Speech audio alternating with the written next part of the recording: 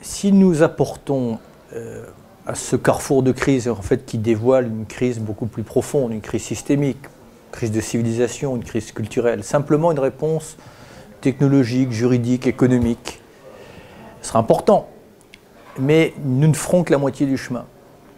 Ce qui est important, notamment dans l'encyclique, mais également dans l'appel des différentes confessions, c'est qu'ils apportent une dimension spirituelle et philosophique qui nous oblige à nous poser des questions essentielles, à revisiter un certain nombre de principes, à nous relier un certain nombre de valeurs ou à redéfinir un certain nombre de valeurs.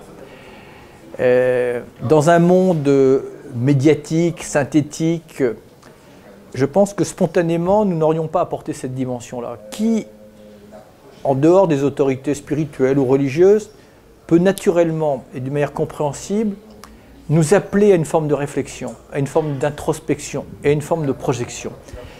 Faire en sorte qu'on ne se contente pas de s'affliger sur des effets, mais d'essayer d'en comprendre les sources et les causes pour mieux en percevoir les solutions. Comprendre aussi que nous sommes tous, quelque part, partie prenante de la situation, donc partie prenante des solutions, et qu'il y a effectivement dans cette quasi-impasse dans laquelle nous nous retrouvons, en tout cas impasse si nous nous entêtons dans une trajectoire, il y a effectivement une crise de civilisation. Il y a le fait qu'à un moment ou à un autre, nos intentions et nos actions se sont scindées.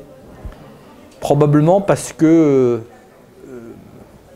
tout ce qui participait d'un ordre établi a été malmené, que ce soit la religion, la spiritualité, par les avancées technologiques.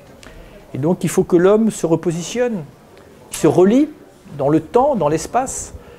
Et donc, et puis quelque part, le fait que les plus hautes autorités, sans faire de jeu de mots, sacralisent l'enjeu écologique et climatique comme un enjeu majeur qui conditionne tous les autres enjeux. Alors que ce sujet-là a été porté parfois adroitement, maladroitement, mais tourné parfois en dérision, alors que quel enjeu plus important qu'un enjeu qui concerne l'humanité aux deux sens du terme. Humanité en termes de famille humaine, et humanité en tant que sentiment majeur, suprême.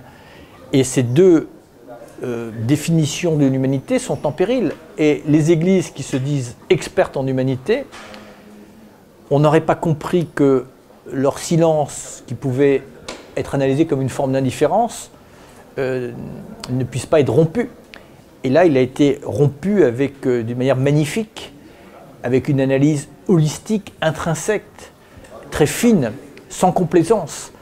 Et donc, c'est ce que je souhaitais, sans trop y croire, c'est un renfort inespéré pour, encore une fois, nous interpeller au plus profond de nos consciences. Ça nous appelle à, comment dire, une mobilisation de nos consciences, mais même une introspection de nos consciences, pour que chacun, qu'on soit chef d'État ou simple citoyen, pauvre ou riche, croyant ou non-croyant, essaie quand même de se poser la question de sa propre responsabilité et du sens de sa propre existence.